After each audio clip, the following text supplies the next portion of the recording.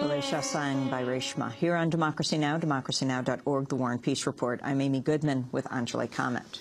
Well, President Obama began his visit to India in Mumbai Saturday, where he commemorated the 166 people who were killed during the November 2008 terrorist attacks in the city.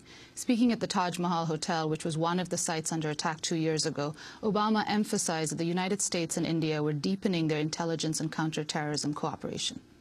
Our governments have worked closer than ever, sharing intelligence, preventing more attacks, and demanding that the perpetrators be brought to justice. Indeed, today, the United States and India are working together more closely than ever to keep our people safe. And I look forward to deepening our counterterrorism cooperation even further when I meet with Prime Minister Singh. But many in India were disappointed that the president made no public mention of a central figure in the 2008 attacks on Mumbai, a Pakistani-American man named David Coleman Headley, who was also a former informant for the U.S. Drug Enforcement Administration. An ongoing federal review of the U.S. government's contacts with David Headley shows that American agencies had been given at least 5 increasingly specific warnings about Headley's ties to the extremist group Lashkar-e-Taiba since 2001. He was not arrested until October 2009, nearly a year after the Mumbai attacks. Indian authorities have raised questions about why the United States overlooked the repeated warnings about Headley's terrorist activities and point to his connections to both American law enforcement as well as Pakistani intelligence officials. David Headley was still a DEA informant when he began training with Lashkar in 2002, and it remains unclear when he stopped working for American federal agencies.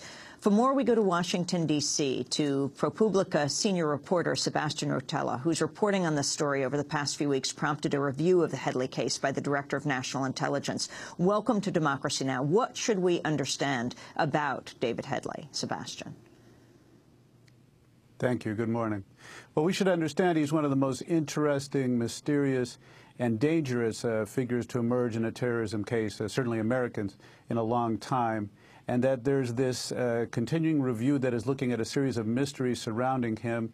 And as you described, these warnings over a 7-year period in which he trained and then did terrorist reconnaissance for Lashkar-e-Taiba, culminating in the Mumbai attacks. The warnings, 5 of them made specific reference to the fact that he was training or involved in plotting or linked to terrorist violence. Yet there wasn't action taken against him. And there's a couple of issues that are being looked at. One is the question of information sharing and tracking of threats, where it appears that the warnings from his wives, from associates of his family, were looked at in isolation, that the investigators who looked at them at different points in time didn't have all the previous information on him.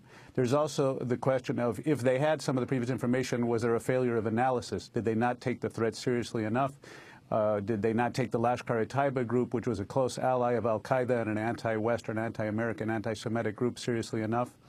And then, of course, there's this issue of, as you said, the fact that he goes into these training camps in Pakistan and he's still working as an informant, at least for the DEA. Well, what was the extent and the nature of that relationship? Did he work for other agencies or collect intelligence for others? And did that have an impact on these investigations? Basically, he roamed free doing terrorist reconnaissance around the world for years before he was arrested. Do we know for how long he worked as an agent for the DEA? When did he stop working for the DEA? That's one of the fundamental questions in the case that has yet to be answered. Different people say different things. Most people say that they do not feel that he was an informant when the Mumbai attacks happened, that he had been closed or deactivated before that. But some say it was between 2003 and 2005. Others are less clear. The question is, it appears clear that he was training and an informant at the same time. Did his work as an informant carry over into the period when he was scouting and preparing this attack? He plays a central role in the attack, using his American passport to scout these targets in Mumbai. And again, did his role evolve? Did it move from working drugs to working intelligence? He had a profile which was very useful to American agencies at a time when there was a dire need for intelligence gathering in Pakistan. And what was the communication between the agencies that were involved with him in different ways, or getting these warnings or working with him as an informant? And part of what's been contentious on this trip is the fact that Indian authorities, when were Indian authorities warned about David Headley? He wasn't arrested till a year after the Mumbai attacks. That's right. They weren't warned about him, and they weren't told about him until he was arrested in October 2009. But there were warnings in the course of 2008 as he was doing these scouting trips in Mumbai. There were a series of increasingly specific and urgent warnings from the FBI and the CIA to Indian intelligence about a plot by Lashkar-e-Taiba to attack Mumbai. As the year went on, there was a talk of specific targets like the Taj and other targets in the neighborhood where Americans and Westerners and foreigners went. And one of the things that people in the American and Indian counterterrorism community say privately is that they wonder if there's some connection between Headley's movements and those warnings, if there was some monitoring of him or some knowledge of him, not necessarily that he was as involved directly and centrally as he was, but that somehow played a role in these warnings. But then that leaves another mystery, which is after Mumbai, he promptly starts a new plot, first for Lashkar and then continuing with Al-Qaeda, where he scouts the Danish newspaper in Denmark that had published the caricatures of the Prophet Muhammad.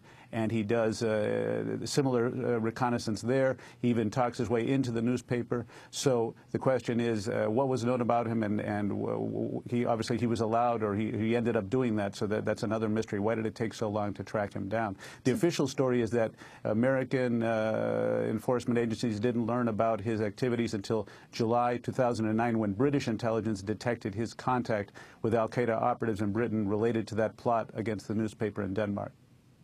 We have 10 seconds, but the issue of extradition, Sebastian.